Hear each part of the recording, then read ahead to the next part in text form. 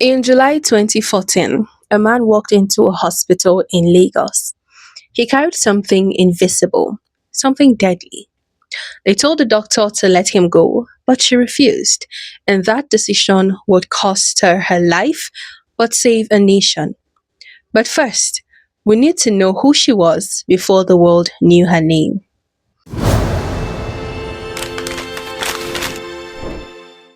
Today's Defiant Queen is one name that will go down in Nigeria's history to mean sacrifice and a deep sense of commitment to servicing humanity. Dr. Stella Adadevoh. Stella wasn't born into chaos or fame. She grew up in Lagos in a family that valued education, discipline, and responsibility. She studied medicine at the University of Lagos, later trained in the UK as an endocrinologist.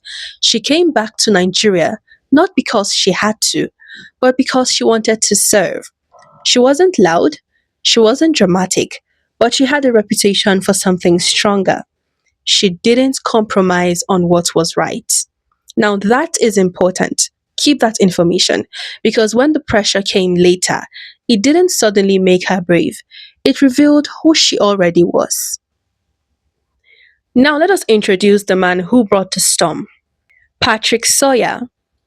Patrick Sawyer was a Liberian American government official, and in July 2014, during the West African Ebola outbreak, he boarded a flight from Liberia to Nigeria.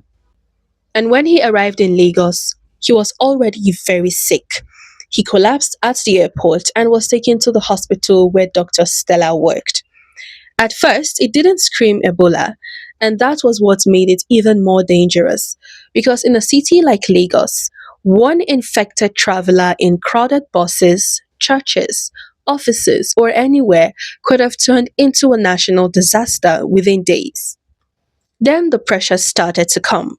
He needs to travel. Don't hold him back.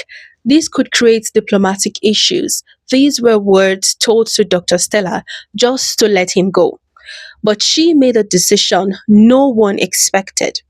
She refused to discharge him. She locked the case down, quarantined him against pressure, against politics, and against fear. She kept him and held the line. And boy, she walked. She walked, she led her team, but made sure everyone was protected. She kept everyone safe, even when it became clear that she was at risk too. Her focus remained on containment, on doing what needed to be done, regardless of the personal cost. Now, this is where her defiance became something deeper than resistance. It became sacrifice. Eventually, the consequences reached her.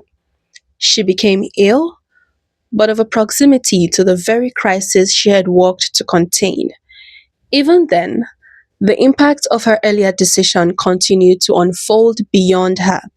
Because the patient had been held, because movement had been restricted at the critical moment, the spread was limited. What could have expanded rapidly across the city was instead contained within a manageable scope. And so Nigeria responded. Systems were activated and the outbreak was brought under control. And by the time the nation was fully mobilized, the most important step had already been taken. The moment when one person chose caution over convenience and responsibility over pressure.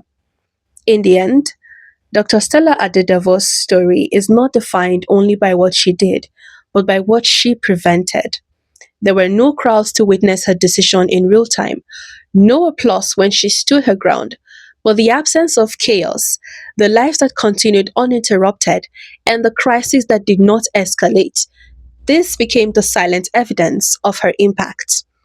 Her defiance did not just echo loudly in the moment, it worked quietly, firmly, and decisively.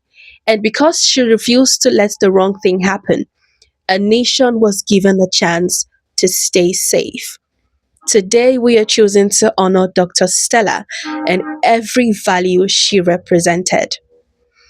Thank you for sticking around and watching today's video. If you made it this far, it means you appreciate the work we do here.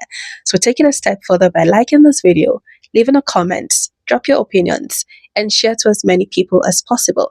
Let us keep the memory of Dr. Stella alive and honor her as we should in Nigeria and the whole of Africa. Till I come your way again.